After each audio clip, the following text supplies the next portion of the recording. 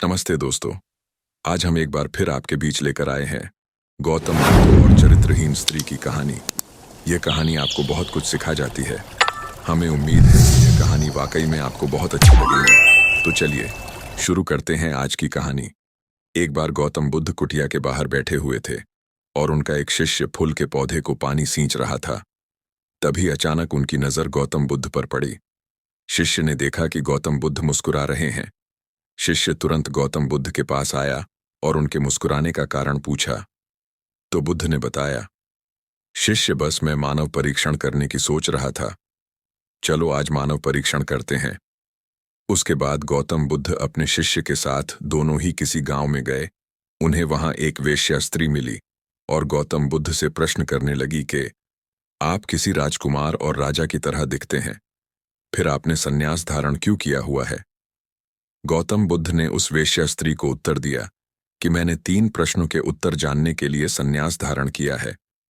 वेश्या स्त्री ने कहा कि ऐसे कौन 3 प्रश्न है कि जिसके कारण आपने संन्यास धारण किया है? गौतम बुद्ध ने बताया कि हमारा शरीर युवा और आकर्षक है, लेकिन समय बीतेगा और समय के साथ साथ हमारा शरीर बूढ़ा होगा और बीमार होगा। उसके बाद शरीर मृत्यु को प्राप्त होगा। मुझे बुढ़ापा, बीमारी और मृत्यु के कारण का ज्ञान प्राप्त करना है, इसीलिए मैंने संन्यास धारण किया है।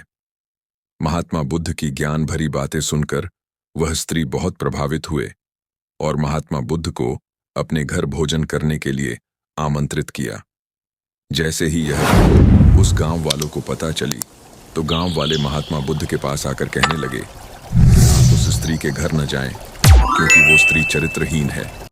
जिस तरह ताली कभी भी एक हाथ से नहीं बजती, उसी तरह एक अकेला व्यक्ति लंबे समय तक किसी गलत या सही काम को खुद आगे नहीं बढ़ा सकता।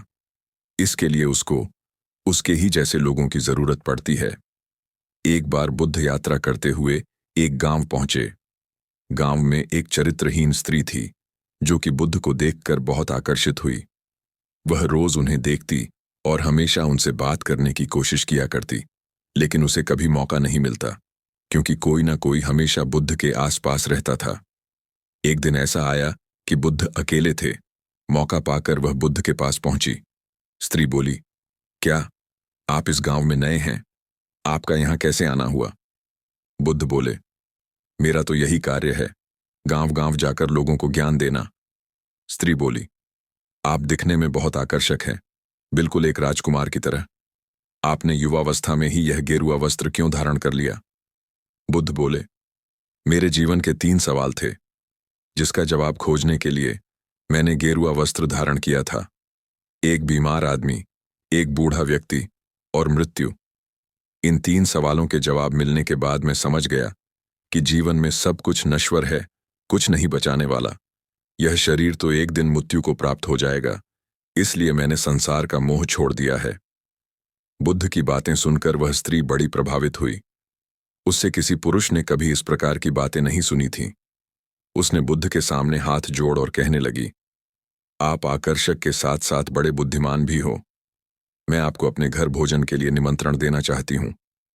बुद्ध बोले, ठीक है, मैं आपके घर भोजन पर जरूर आऊंगा।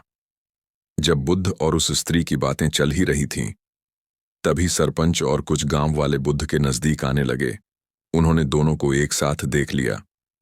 स्त्री ने जैसे ही लोगों को अपनी तरफ आते देखा, जल्दी से वह भागते हुए निकल गई।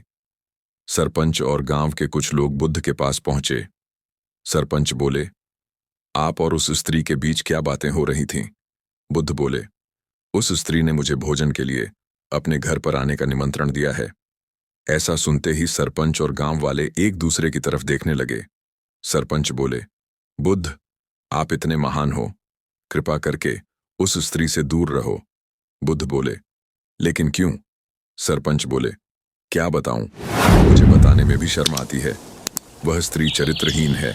आप जैसे महापुरुष उसके यहां भोजन पर जाएं, यह तो बड़े अपमान की बात है। बुद्ध बोले, क्या तुम्हारे पूरे गांव में सिर्फ वही स्त्री चरित्रहीन है? सरपंच बोले, हाँ बुद्ध, उसने बहुत सारे लोगों का घर तोड़ा है। वह सभी पुरुषों को अपने रूप के जाल में फंसाकर मोहित कर देती है।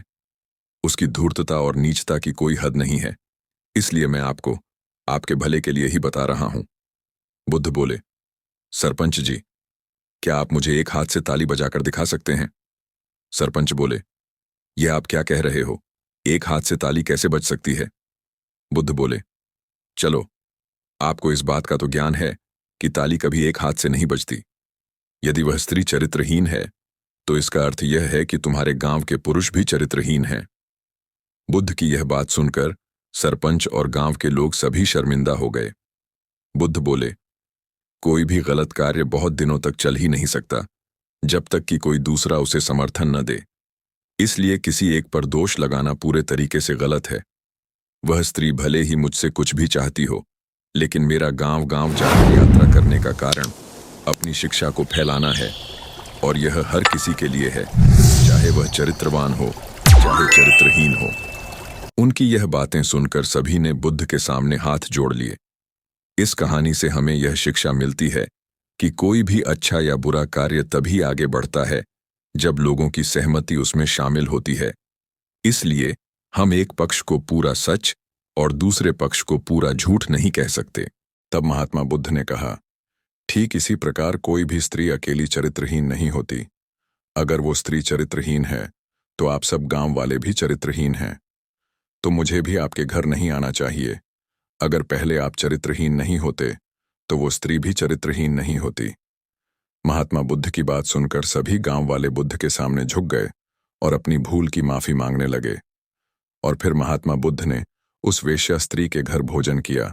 तो देखा, आपने इस कहानी से हमें यही सीख मिलती है कि हमें किसी को भी चरित्रहीन कहने का हक नहीं है। उससे पूर्व अपने आप में देखना है कि हम पूरी तरह पवित्र हैं, क्या हम चरित्रहीन नहीं हैं। पहले हमें तन मन से पवित्र रहना चाहिए, उसके बाद दूसरों को चरित्रहीन कहना चाहिए। धन्यवाद।